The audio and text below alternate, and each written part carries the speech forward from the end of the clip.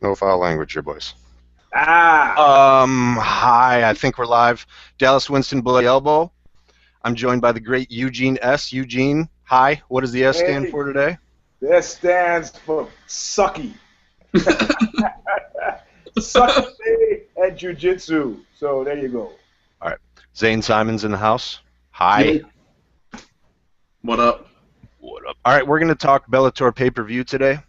Kid Nate had some kind of medical issue pertaining to his groin area. He had to pass out. So we're going to do some kind of I, like I, I noticed Kid Nate's attendance rate is like really piss poor. it is. How does that He's got a work? checkered attendance rate.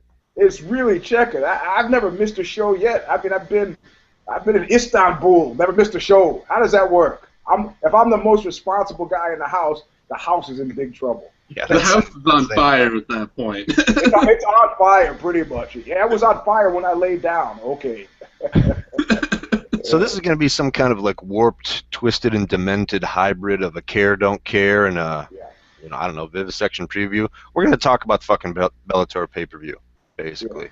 All right, good. Show names aside. So before we launch into the card, and while I pull it up, why don't everybody just kind of give us your general thoughts? Eugene, start off on the card, the Well, controversy. I'm just gonna start off at the top. Let's not mince words, screw around. I just came from I just trained. It's early in the morning for those of you who know this who are doing it live. With And Hitler? No, I didn't train with Hitler. Good for you to get. I did not see that coming. I wanted to get that. Got Get the it out of Nazi the way early. got the Nazi thing. Some guy, one of the commenters, but I thought that was great.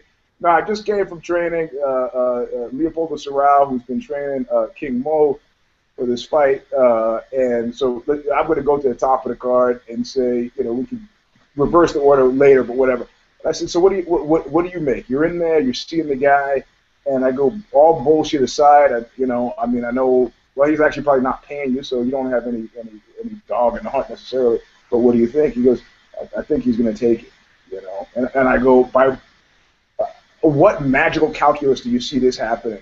And he's like, he's strong, he's ready, his timing, he's putting in the work. And I said, I've seen lots of guys who could say the same thing, and they go home sad.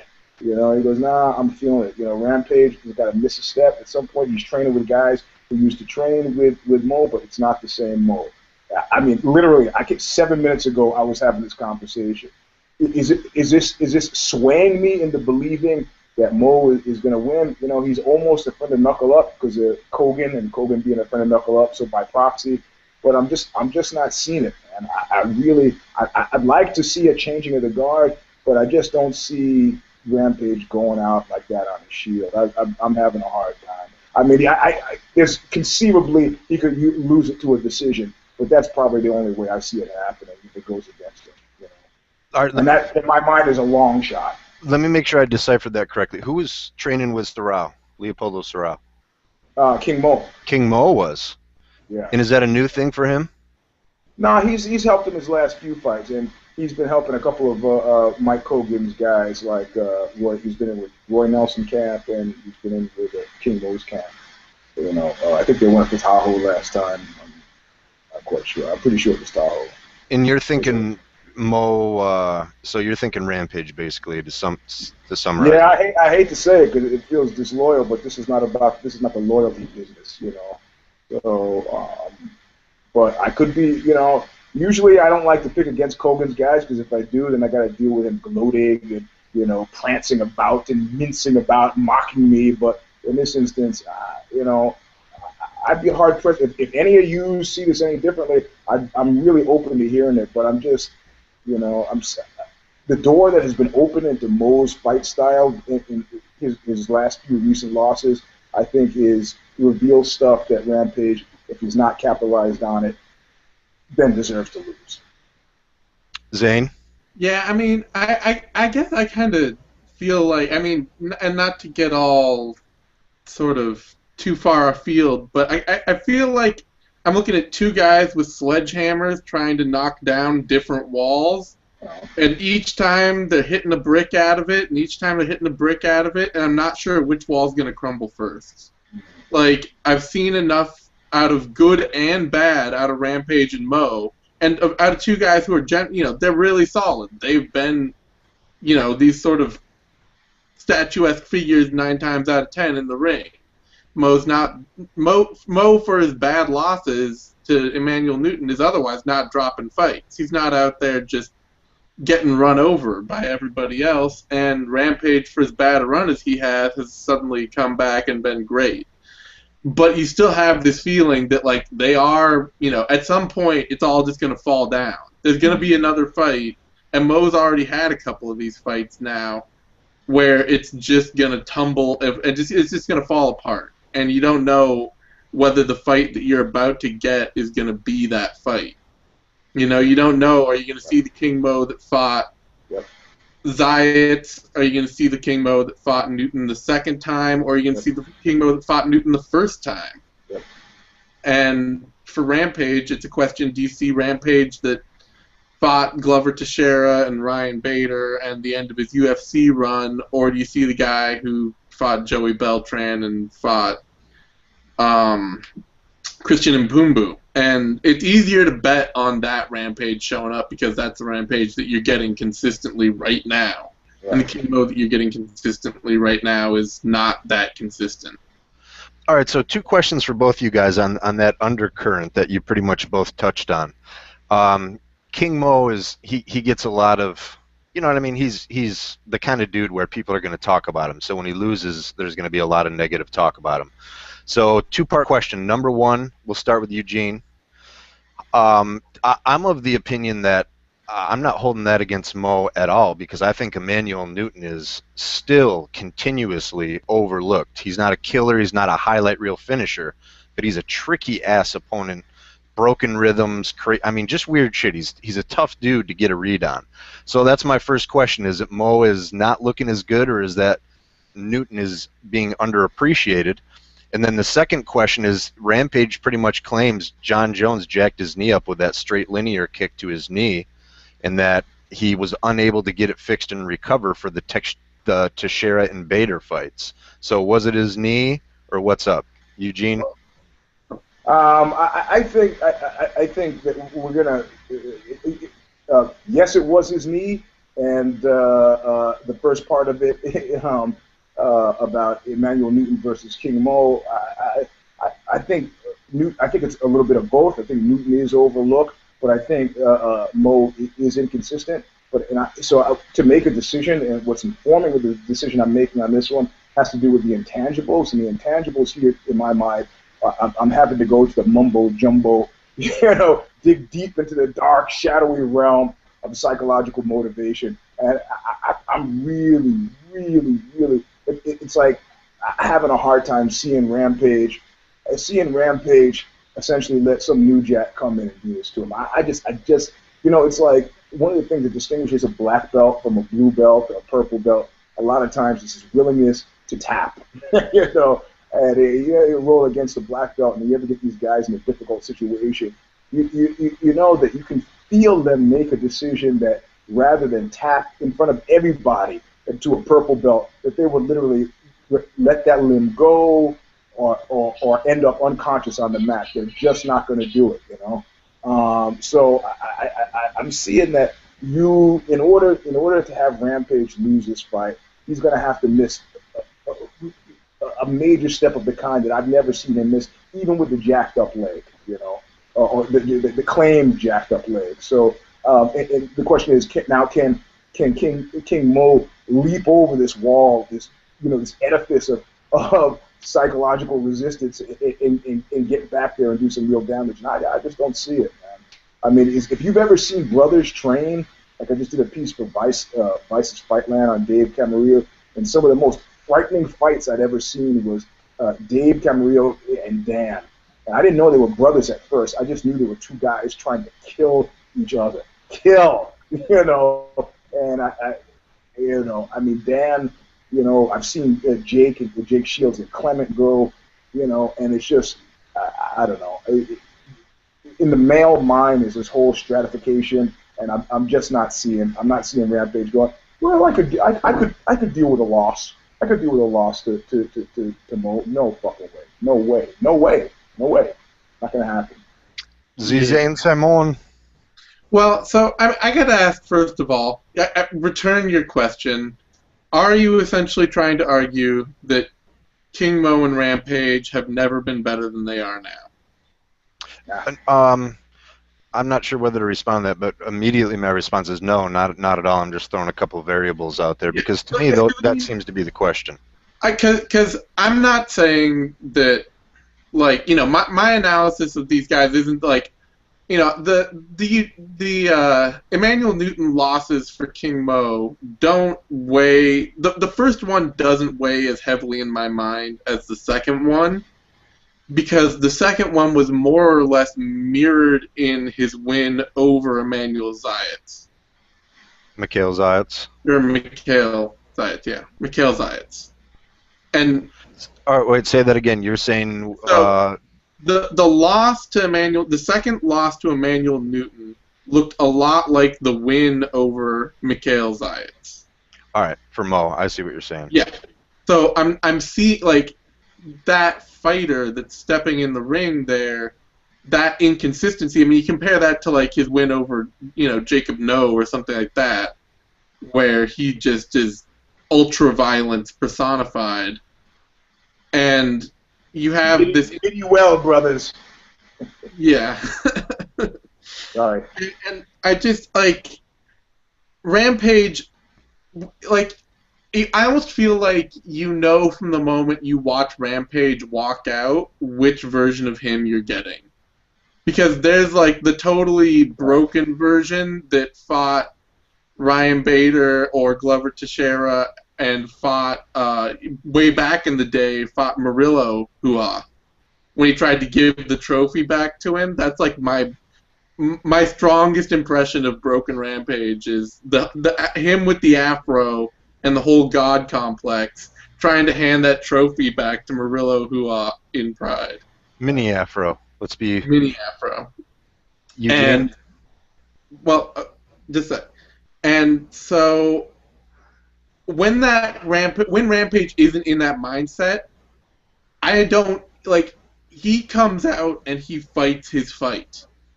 He will, you know, he comes out and he fights like he did against, you know, at the very worst, he fights like he did against somebody like Lyoto Machida. And I think that that's the Rampage we're going to get right now, because that's the Rampage that's showing up, and that's a Rampage that beats 95 to 98% of light heavyweights. Can you be more specific on that percentage? Well, I mean, like, okay. I'm just fine. Come on, man. Everyone outside the top 5 to top 10. Yeah, I was just fucking with you, but I totally agree with what you're saying, and for whatever it's worth, and again, Rampage is saying one of his biggest regrets is taking that Shogun fight because he was injured. And then after that, I mean, his whole thing was that Jones jacked up his knee, and that's why he didn't look like classic Rampage against Teixeira and Bader. So let me throw out Eugene overall on this main event for you. Care, don't care, interested? Oh yeah, I'm interested, and moreover, I think you have to kind of take into account the post facto fight issues. In other words, if King Mo loses his fight, what happens to King Mo? Well, King Mo's relatively young. I think he's still got enough cachet. You know, there's like was that great Don Marquis line? There's dancing the old dame yet. I think he's got. I mean, the prospect of him losing is not nearly as dire for King Mo. As the flip side, Rampage losing, you can imagine then it's a very short dance card for him after that. And again, I think this plays into it. I mean, again, this is mumbo jumbo, possibly the dark realm of the mind science, but realistically, what's happening to Rampage if he loses to a King Mo? You know, what happens to his market value? Who wants to see him fight at that point? What are the chances that he re-enters the UFC for any reason at all other than to watch the fight from a cage-side seat? You know, I mean, there's a point at which the dude's going to go out, and everybody's probably going to healthily think that this is that point. You know, unless there's a weird freak thing, a Patrick Cote thing, Anderson Silva leg break thing. So God forbid, but unless there's some weird kind of conclusion like this, I need some help with the set design here. Grip, get the grip. How do you guys manage to keep your backgrounds from not falling down? This I don't know. Chewy takes care of himself on that. Yeah, okay. So the only thing I want to chime in on is I think that this is actually, from a style standpoint, a pretty intriguing matchup. Mm-hmm. And we all know what Rampage does. And to me, the way he's performed since lends credence to his knee injury thing. Because in both the Teixeira and Bader fights, Rampage's game is planting his feet in the phone booth and just letting mostly that left hook fly. But that was noticeably gone, and on top of that, he was actually like wobbling around and wasn't able to find his footing in those fights, and that's really rare. And I remember commenting on that, like, why can't Rampage sit down and plant and throw some meatballs? So I think we all know what Rampage is, what to expect from Rampage, and I think that Mo's style adds a really intriguing kind of flavor to this matchup, because Rampage's boxing is, in everything with martial arts and MMA, it's that walking that line between learning technique, this is how you throw a punch, these are the steps that you take in order how to execute techniques correctly, and then remembering this is a fucking fight. Like, you can throw the most beautiful straight right, but that's always going to be secondary if some guy throws the ugliest punch in the world, but it shit cans you. And I think that actually that's kind of embodied in both of these guys, because for as much shit as Mo gets about his boxing, he's a fluid boxer. He's more of the finesse type of guy who, Rampage is going to come straight forward and throw them things. Mo not only is a little more polished and finesse, but he also has that ability to change levels and take Rampage down. So both of those, I think, are pretty... They add a nice flavor to this matchup, because the more Rampage plants his feet looking to take Mo's head off, the more he's going to be at risk for this takedown. So just kind of both you guys, give me your thoughts on the matchup here, and if you have a prediction, let me know what it is, or let me know how you see it going down. I gave mine already. I'm calling it for Rampage. Sorry. How so? I hate to go with the house on this one. I just, you say, yeah, he can get taken down, but I've seen Rampage get up off the mat with, at the hands, while wrapped up or hemmed up by better wrestlers than Mo, So if you can take him down, then it becomes a kind of maybe boring split decision type win, if you're going to call it for King Mo. I wouldn't find that incredibly emotionally satisfying. And even though I think both guys would emerge from that still having some sort of cachet, I don't think anybody wants to win that way, and I don't think anybody wants to really lose that way. So, okay, so if you say, oh, he takes him down, can't really do any damage on the ground, maybe, how good is King? I mean, this is something I should have asked Sorrell. How good is Mo's jiu-jitsu? Because at this point where he takes him down, can he turn that into anything that makes sense in terms of real damage, and then let him up and thereby nullify, the heavy hands of Rampage? I don't know, man. And Rampage will be heavy all the way through that. It's not like he's one of those guys who, like, he's no Hector Lombard. It's like, oh, I've got the first 2 rounds. Now I'll just cruise. He's not going to do that. So. And that's I definitely don't see Mo on either side being able to take Rampage down and hold him there, both because for a while I thought Rampage had some of the most underrated takedown defense in the game. Yeah. Nowadays, either way, let's say, especially if his knee is stable, it's pretty fucking solid. And if he does get taken down, he's usually pretty quick to get back to his feet. Right. So there's that, and the fact that I don't see any way that King Mo would want to win this fight by anything approaching the semblance of lay and pray or holding him down. Right. I think he's going to posture up and look to hammer on him. Rampage has a good chin, so I do think submissions would be the better way for Mo to go. The way I see that playing out is a little bit more, I guess you can loosely kind of compare what I'm trying to say about Mo's wrestle boxing style to like Rampage. It's a little more fast paced. He can cloak his takedowns in really nice, in a seamless transition from striking into takedowns. And that wasn't like, oh shit, Rampage is on the ground, now he's going to lose. Rampage got back up, but that was a real big... A lot of times, takedowns are very memorable changes in momentum for one fighter. And this fight could come down to one of those where you're going to look at what were the moments where one fighter distinguished himself, and that's the way I see the takedowns maybe playing out. Zane, what are your thoughts? I think this is maybe one of the things that I get to with Mo a bit, and when it sort of makes me balk at the idea of him as a fluid boxer. Is that he's really he wants to be a counter fighter mostly when he comes to striking, and as such it makes him very overly patient in waiting for his opponent to strike. He sits outside, he waits, sits outside, he waits. His opponent throws a few strikes, that perfect opportunity didn't come, he keeps waiting. You know, and he doesn't.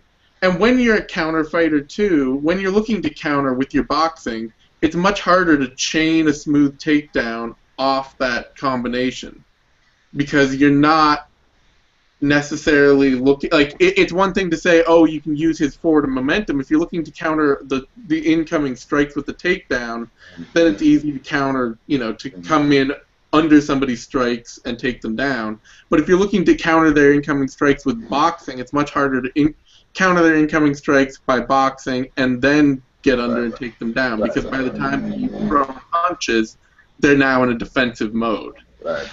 Yeah, I got you. The way I look at that is, and I'll let you keep going here, but when Mo is offensively pursuing takedowns, he can use it to set up strikes.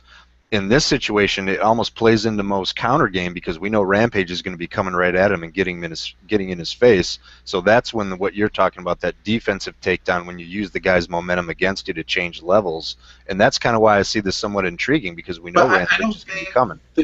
I don't think that Mo's going to use his wrestling like that. I don't think he's going to use Rampage's momentum to take him down. He's going to use Rampage's momentum to try and outbox him, and I'm not necessarily all that confident that he can do that. Well, I guess that's another good question, whether or not Mo will want to use some of his wrestling. I think from a strictly fight standpoint, he'd be foolish not to, but maybe he's going to want to prove something on the feet. That would be inadvisable and dangerous. But sometimes guys do inadvisable, dangerous things based on the theory that, well, it'll surprise him. Yeah, well, somebody will end up surprised. It's not like Mo lacks for confidence. I mean, you don't ever hear him thinking that he doesn't, you know, that he's not going to compete with Rampage in any area. I'm not buying the bluster, man. I'm looking deep into his soul, in his eyes. And I don't, you know, and that's another thing. In the dark, shadowy recesses of mumbo jumbo, I don't think he thinks he can beat him. Well, yeah. I mean, I don't think that, like I say, I just don't think that, and this is one of the things that's constantly mystified me by Rampage, is that his game in MMA over the years has become ridiculously simple. When he stopped fighting guys that were like 50 pounds lighter than him and he could just throw wherever he wanted, then his game is basically just been box. Right. It's not movement heavy. It's not. There's no kicking involved. There's not even any blocking of kicks involved. Yep. God, Rampage, I don't think he's ever checked a leg kick in his life. No. And the amazing thing is that with just that, he still wins, and I don't get it. I don't understand. I watch it, and I'm just like, how did you... It's like he exudes this aura that just says that whatever plan you came in here with, you will fight my fight. Right. And it will look the way I want it to. Yeah. And as he slowed down later on, that kind of devolved a bit, but I mean... It's like somebody who was talking about acting with Robert Mitchum, and they were like, everybody's talking about this Mitchum guy. This guy's got nothing. He's got nothing, and I can't. Maybe this was William Holden. I don't remember. And then they went to watch the dailies, and they're like, "This guy is burying me." You know, they just didn't. They couldn't see what he was doing. You know, and I think that's like with Rampage. It's the same kind of thing. I mean, I've been watching. It's just like, I mean, I don't want to take anything away from him and say it's like it's like a street fight, but yeah, the simpleness of it belies the fact that something is going on that's simply effective, and you know, like a weird kind of magic trick. Everybody knows what's going to happen, and you can't stop it. But that being said, I mean, part of it is that you can hit him really hard, and it doesn't. He's not taking a suck on the hits. But you know, can Mo hit him hard enough to make him take a suck on the hits? And I think I feel pretty safe in saying I don't think he can. You know. With Rampage, when you said simple, that kind of took the words out of my mouth because I was going to call it beautiful simplicity. I mean, it's kind of like Chuck Liddell. You know, Chuck Liddell had a really similar game. You knew exactly what was coming. It wasn't anything, you know, like Machida with all this mystique and, you know, hocus pocus bullshit. You know what you're getting, but that, unless you can stop it, it doesn't matter how simple it is. And one thing with Rampage that I think is extremely underrated is his striking defense. And that dude can shell and shield block, and he does it almost like a boxer with that much. It's like instinct at this point. And on top of that, he's got a good chin. And you know, he makes it work. And I don't think it's disrespectful to Rampage at all to say that it's street fight-esque, because to me that's why I opened it that way.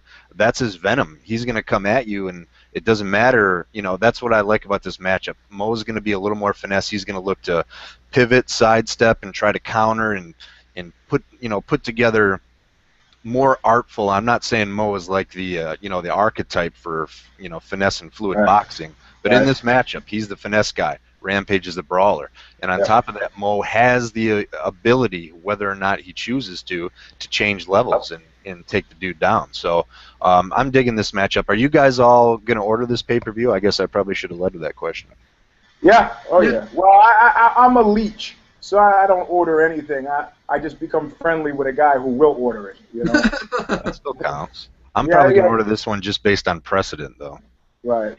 Actually, I'm in the studio, so I think I can maybe make the studio pay for it, so I can watch it instead of doing vocals. You know. But I didn't hear you guys make picks. I'm the only one that I'm remembering. I'm picking Rampage. I haven't been talking about all of this how I think Rampage has it without actually saying. Right. I'm going to take Rampage too. Just because, kind of like what Eugene said, I think if this is, and this apparently is kind of a legit grudge match. So to me, I see Mo looking at this as kind of like a who gives a fuck, I'm going to go out. I expect Mo to fight his ass off, but I expect Rampage to dig real deep, and this is much more of a matter of pride for Rampage. The way I look at it is Mo's not done with his career. I don't know where he's at, but he's in the midst of his career. Rampage is winding down, and it's a matter of pride as it pertains to his legacy. All right, so go ahead. Wait, anyone got any final comments? One small fun fact is that Mo is only 2 years younger than Rampage. Yeah, right. Is that right? Yeah, that's something that should be remembered. How old are they? 33 and 35. Yep. That is a little. So it's a kind of a do or die situation. More for Mo than for Rampage. But Rampage is concerned, I think, about the legacy. But yeah, closing weirdness. I would like to say I would do anything within my power, anything almost anything to convince King Mo to stop wearing that frickin' crown. Why? You know, I'm glad Pee Wee Herman. It took a bust in a porn theater to get Pee Wee Herman out of the gray suit.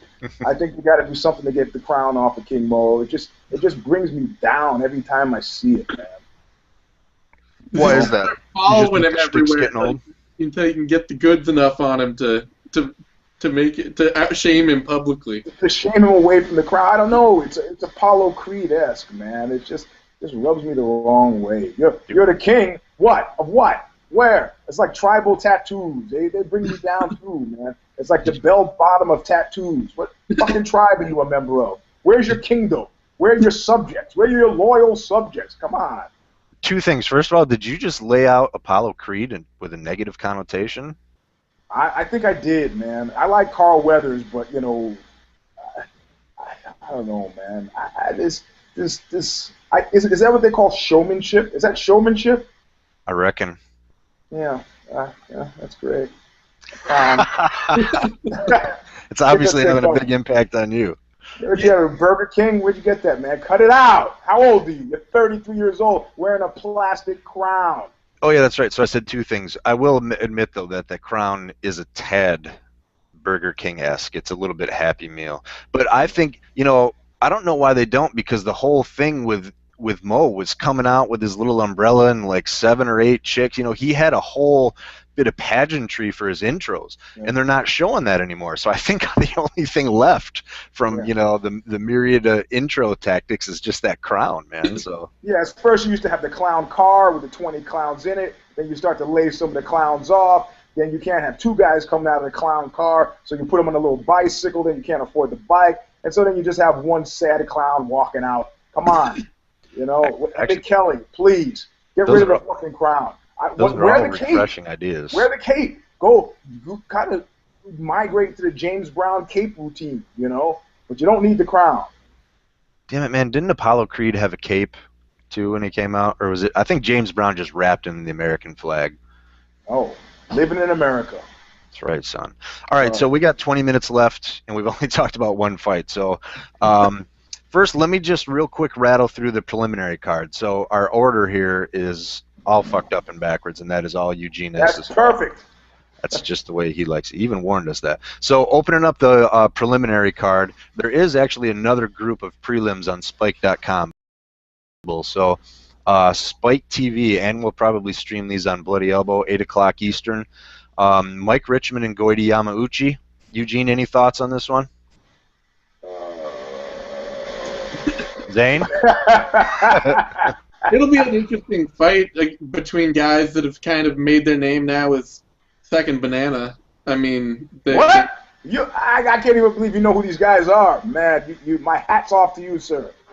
Well, Richmond's a gamer, man. Richmond's they're both gamers. They're both good fighters, and I don't know if Richmond is. Yeah, I mean Richmond's not too old, and Yamauchi's been sort of. He's only 21 for Yamauchi, so. A lot of people are talking about Yamauchi as somewhere along the line of the prospect level. At the very least, a really decent, legit prospect to keep your eyes on. If not, some people are saying he might be the next wave to kind of revivify JMMA. In Mike Richmond, I believe there might be I know it's a bold. Revivify, SAT, you like that? Power. Yes, son. I read. This is actually going to be a classic striker versus grappler matchup. Yamauchi lost his debut, but he lost that to Will Martinez, who's another Brazilian Jiu-Jitsu black belt, and they tangled on the ground, where Richmond's a banger. I mean, he's going to look to end this on the feet. It's possible Richmond might take a look at bantamweight in the future, just something to keep in mind. I'm going to guess if Eugene didn't know those last two, Zane, Fabricio Guerrero, Shabalat Shamalev, thoughts? Shabalat Shamalev? Yes, son. That's actually pretty close to it. I feel like I wandered into a physics seminar. Huh? What? I thought this was the Justin Bieber Appreciation Society. Sorry. Well, it's sort of what I said about the last two. I mean, this is... I feel like we're right back to that same thing where you got a couple of guys who've now made their name as, runners-up, and Shamalayev definitely has more shine on him, but Guerrero is, his only losses are to Frodo and to Friere, to Patricky. And he beat Des Green. Patricio. And yeah, he beat Des Green, so he's probably got more steam than people would give him credit for. I think the whole Russian craze has kind of overrun fight picking a little and overrun analysis a little, to the point that people are just like, oh, he's Russian, he's going to win. Well, is he Russian or is he from Eastern Province? Shamalayev, let's see, he's Dagestani, so he's with that whole K-Dojo clique. So, and he's legit, but he's a stand-in banger. Fabricio Guerrero, not a lot of people know. He's got a judo background. He's a good submission fighter. He's been improving his striking, but he's been training with Team Alpha Male for like a while. I want to say the last year or two. Real young kid. He's got a bright future.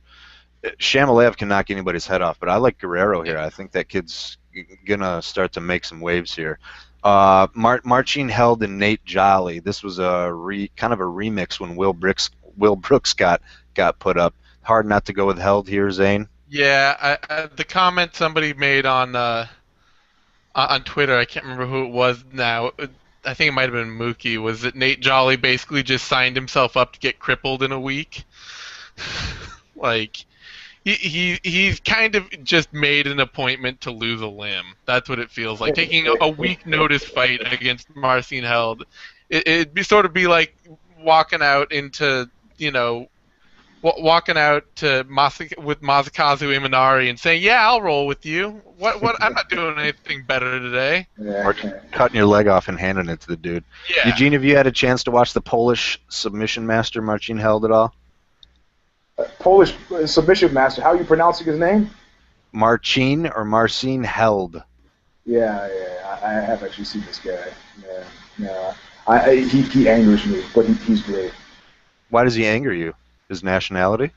Oh no, I'm perfectly okay with his nationality, but you have to understand that it's a Picasso issue with me. Like when his long estranged son came to him on his deathbed, and he looked up at him, and they were going to have this touching father-son reunion.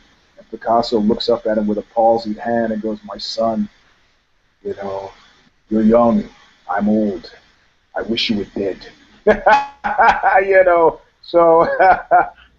Ladies and gents, that's why you tuned in. Eugene's pulling out mixed Marshall Santeria on his picks and equating Marcin Held and pulling out a Picasso.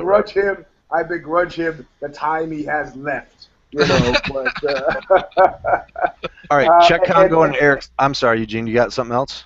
No, and his incredible skill. I mean, if you're training a lot, there's certain things that you see. Right?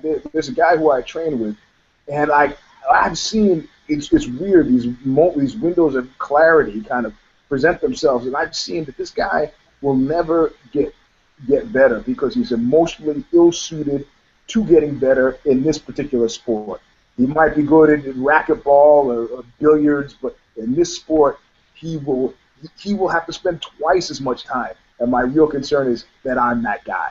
I was going to say, you're not looking in a mirror when you're making that judgment? Exactly. So you get a guy like Marcin, and it's like, what? I interviewed Dave Camarillo. He got his, how long it took him to get his blue belt?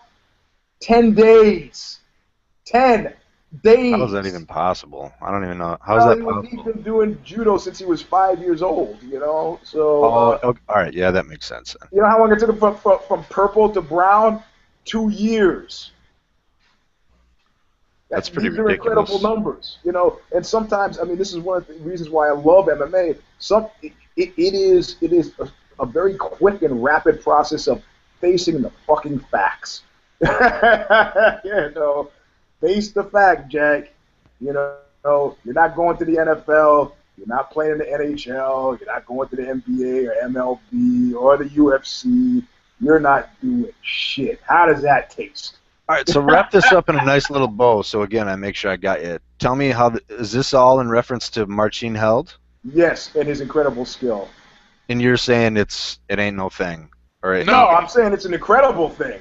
All right, I'm glad I asked then. All right, because it is, and the kid's fucking young as hell. I think he's like 21 years old, 22. Yeah, thanks. That's great. Yeah. I wish you were dead. No, he's great. He's great to watch. And the reality of it is, when I go out to places and they've got a kids program with 150 kids, and you got 6 and 7-year-olds who are executing perfect arm bars, this is the kind of stuff that you're going to see a lot more of. And it's a breath of fresh air because we've seen the purity of jiu-jitsu.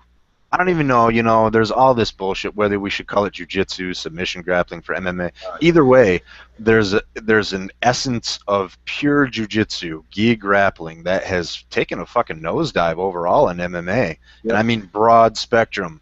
Hoist was tapping cats who had no clue what even jiu-jitsu was. Yep. And either way, it's refreshing. And the other thing that I like about Held, not only is he kind of bringing some of that old school back, he does not have to go out and either hit a single or a double leg or pull some shit in the clinch and get on top or pull guard. That dude will be in the clinch and he will dive on a fucking leg, or he will start tweaking a Kimura and start transitioning from there. So it's cool that you guys, that's cool, because I kind of like it too. No, it's great and beautiful. And speaking of which, I just now suddenly thought of Usamar Palahares. What the hell? What the hell? It didn't feel like fighting, man. I gotta appreciate that. Hey, you got a fight coming up? Nah, I don't think so. He'll What never what change. you got going on? Your wife pregnant? You gotta. I'm not feeling it. I got stuff to do. You know, it's like Gil Evans, man. He stood up in the middle of a concert and said, "You know what? This is not right. I can't continue." And walked off the stage. Great, perfect. I get a refund? No. So All right, so we're gonna have to fly through this real quick. Chet Congo and Eric Smith is atop the preliminary card, and this is the one that I just can't get my arms around because Eric Smith is the worst possible opponent for Chet Congo. No one's ever heard of Eric Smith. I think he's got one loss. He's like 9-1 and 10-1.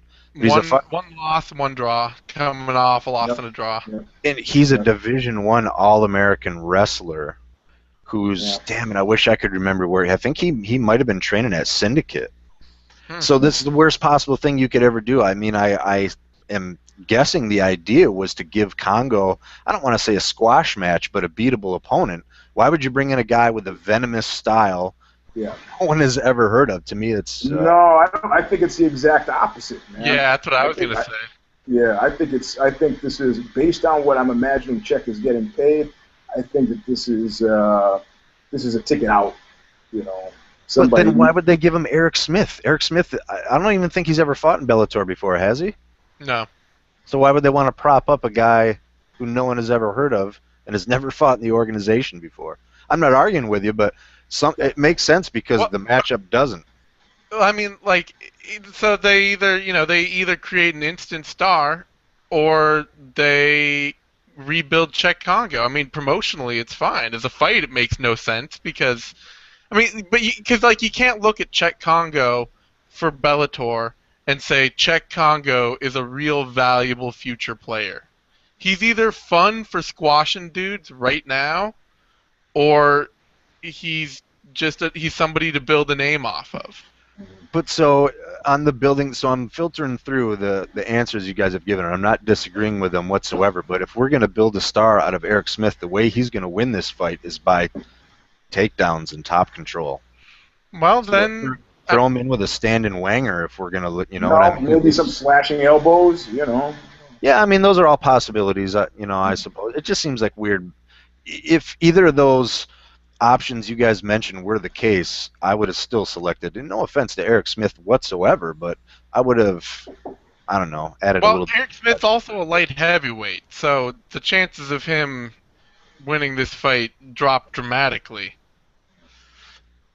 Yeah, who knows? We'll see. And I can't claim to, you know Eric Smith's game real intimately, but all right, let's try to wrap up the rest of the main card fights here. After the main event, or leading up to the main event, I should say, between Rampage and King Mo, first one is the heavyweight tournament final, and I am pretty interested in this. Goy Ivanov versus Alexander Volkov. I don't even know if I want to bother asking you, Eugene. Anything you just said, I completely lost because I lost the earpiece. All right. Yeah, I think even if you had had it in, you might have been in the same scenario. No offense, but Blagoy Ivanov, Alexander Volkov, Zane, you're... Yeah, this is, this is the kind of fight that Bellator, I'm glad that they can make it because it's a fun fight between two actual quality heavyweights, guys who are top 15, top 20, maybe even, floating around the edge of the top 10 in the world, considering that the top 10 of the UFC still contains Frank Mir and, what's his name? Brazilian cat. The Man Bear. Nogueira? What? Oh, Gonzaga? Yeah, Gonzaga. Man Did Bear, is that you call him right? the Man Bear? Yeah. I thought... I don't know if I want to go down that road, but I get what you're saying. I think... I'm not saying they're bad fighters, but I'm saying that they're heavyweights that aren't. I mean, they're not like it's not like it's not like the UFC's full of Junior Dos Santos and Cain Velasquez all the way down. Is what I'm saying. And Volkov and Ivanov are both top quality heavyweights, and this should be a great fight between them. It'll be a crazy height match. I mean, what's Ivanov, like a foot taller than, or a foot shorter than vice Volkov? versa. Yeah, and Eugene, just so you know, Blagoy Ivanov is the cat that beat Fedor in Combat Sambo. Undefeated, got shanked, stabbed, fucked up at a nightclub, is near death, and is coming all the way back. I think he's those guys. Johnson also shot at that party. These guys, they're coming back a lot stronger than I would have expected from guys who are getting stabbed and shot. Yeah, and these aren't cats that like took one in the shoulder. You know what I mean? Like LeVar Johnson had like his guts spilling out. I mean, that dude got capped. And the same with Blagoy. He got stabbed. Where was that? He got stabbed under the armpit, and it went through, and I think got his lung, part of his heart. And I think he was in a coma for like 10 days straight. So that's the thing. I mean, this is a cautionary tale for MMA guys. You just got to know if you're going up against a guy who's looking at you and is maybe correctly surmising that you're going to successfully kick his ass. I'm trying to tell people, that you need to be thinking comprehensively about these kinds of things. Well, the lesson of fighting a guy with a knife is that you're always going to get stabbed. Correct. Like, that's the lesson of fighting. Which is why you carry a gun. I am more afraid of knives than I am of guns on any given day. Oh, yeah, because that's not, you don't want that. Unless some guy's across the room with a knife and I have the gun out, pointed at him, then I feel very safe. But fortunately, I've never been in that situation. Which is why you roll around with a gun out, pointed in front of you. Are you guys new at this shit or what? Why don't go to Russian nightclubs, Zane, you got to pick on this one. I think this is all about range. Volkov is going to be way taller and lankier, so this is all about Blagoy's entries. And once he gets into the clinch, I think that's going to be the whole strategy for him. When he gets into clinch and he's in contact range, he'll be looking good. Yeah, I am not. Those are good words to use when you talk about a fight. Yeah, I'm not at all sure. Honestly, I mean, Ivanov, I would say, has generally looked better. He's stronger, and he seems to maintain his game well over round after round, even as he gets tired. He still has, some guys, as they get tired, their game just falls apart. He's one of those guys that even when he's exhausted, he still seems to be winging hard shots and getting takedowns and going after submissions. But Volkov also just seems to be better conditioned and has a great outside game. And I mean, the only guy he's lost to is Vitaly Minakov. I think I'm gonna go with Volkov here in a bit of, but I don't know. I mean, it's a tough fight. I'm completely up in the air on this one too. Yeah, it's gonna be a good one though. It should be a good one. Yeah, should be a great fight. 3 more. Let's do this one real quick. Michael Page, Ricky Rainey. Michael Page, this is Michael Venom Page, a.k.a. MVP. Kind of a gangster-style striker. He does all the shit people should not do, but he's still knocking cats out. Eugene, you had a chance to anything? Yeah. What do you think?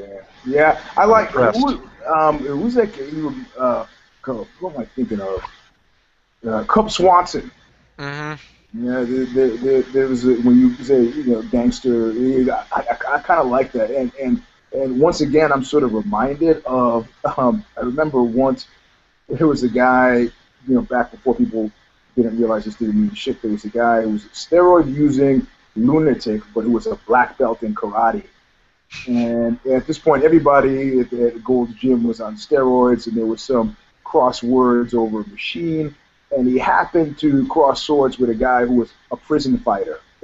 or put another way, this guy had spent a lot of time in prison and was fighting in prison, And the prison fighter said, "You know what, man? I tell you what, let's go outside in the parking lot right now and talk about it." Don't you hate? That's the worst when someone is all calm like that. I think step outside right now. Yeah, and I was at the squat rack next to them, and I was like, "Oh shit!" And the steroid black belt was like, "Sure," and he runs over and he walks over to his gym bag, and I was like, "Oh shit, he's going for it!" And he gets out to the parking lot, gets in his car, and pulls it off. I mean, you can't unorthodox sometimes. I think about Keith Jardine when I think about that rhythmically, people say he's unorthodox. Just rhythmically, you can see fighters get to the rhythm of the fight. And if the guy can subvert that by doing something you just don't expect, which is what happens in the street fight, the guy's got a good chance. So I'm liking MVP's chances here. Yeah, I think he's kind of legit too, and either way, he's really fun to watch. Zane? Yep. This will be probably the toughest fight of his career. It should be. Rainey's not a walk. He's actually somebody who's had a bit of success in his career, which is pretty much unlike anything else Michael Page has fought to this point. But nah, that doesn't matter. Has Page has done to his own credit and to the detriment, to what ends up being the detriment to the hater crowd. Page has done exactly what he should against overmatched competition, which is completely annihilate them. And that's what a great fighter should do. It's always like, oh, he's fighting cans. Of course, he knocked him out in 15 seconds. Like, yeah, would you knock him out in 15 seconds? You could have me fight the worst fighter in the world. It'd still be in there for like half an hour. You know? I'm chipping away. I'm chipping away at him. I got him. I got him on the run. That's actually a good point, though, Zane, because anytime people do criticize someone for fighting cans, well, the best thing you can do if you're fighting someone of lesser competition is to curb stomp them fast and violently. Yeah, you see, you look at those guys like, oh, he knocked out 15 cans in the first round. It's like, so what? I saw, I could show you 100 young fighters who are 10-0, who are like 10-0 with decisions, and they're all fighting the same level of competition. And that guy who's 10-0 and hasn't gotten outside of the first round, that's something special. That's not, there's something to be learned there. So Page, until he actually falls apart against somebody, against this kind of level of competition, and Rainey is a big step up. But until he gets to where he's fighting guys that could be in the top 10, I'm not assuming that he's going to get blown out of the water. Rainey's a good striker, but has the capability to change levels on him too. So in addition to being a step up status-wise, that'll make it another interesting point. Two more here: Tito Ortiz, Alexander Shlemenko. Eugene, what do you think? Yeah, I'm liking Shlemenko. Yeah. I'm an old school Tito fan. The first MMA message board I ever signed up for and started to shoot the shit about MMA, TitoOrtiz.com. Yeah. I don't know. The guy, I mean, why? There's a point. I think Dana White said it best when he was questioning Tito's relevancy. And I'm not questioning the guy's relevancy, but. And my drummer always laughs at me when I say, does that guy need more money? He goes, everybody who has money needs more money. So, I just, if I could come up with an answer for why, it would make sense to me. And I can come up with lots of answers for why with Shlemenko. So, Tito's an emotional favorite, but I don't know. I don't know why the fuck he's doing it. Totally agree on the emotional favorite, and I personally think it's a case that Tito was a high-powered acquisition. It was a big catch for them, and then, that was the deal in the first pay-per-view. He had to pull out, and now I think it's a matter of we paid some money for this dude. Why keep him on the shelf? And actually, to be honest with you, I kind of like the idea of like a super fight. Because to me, that's what this is. This is a little bit of like old school pride. What the fuck? Why are these guys fighting? But I sure as hell am going to watch it, whether it's to see Tito get squashed, to see if he can pull off another Ryan Bader out of nowhere miracle upset. Zane, how old is Tito now? I'm sorry, I should know this, but I don't even know. My years are actual years. I don't think he's that old though. He's 39. Is he? I would have guessed 37. Yeah. Nah, he is a bad boy no more. He is the Huntington Beach old man. Bad old bad old man. Old dirty man bastard something. All right, so let's wrap it up. This is the only other one we haven't talked about, and I'm also mildly intrigued in this one too, even though everyone's upset. Obviously, Eddie pulled out of the Michael Chandler fight. It was the main event. That's what everyone was looking forward to. I think they got lucky in that Rampage and King Mo was about as good as a substitute that they could have found, especially on short notice. Yep. First of all, Zane, Will Brooks, your thoughts, being the prospect man that you are? Well, I have to admit, I haven't watched as much film on Will Brooks as I have with the others.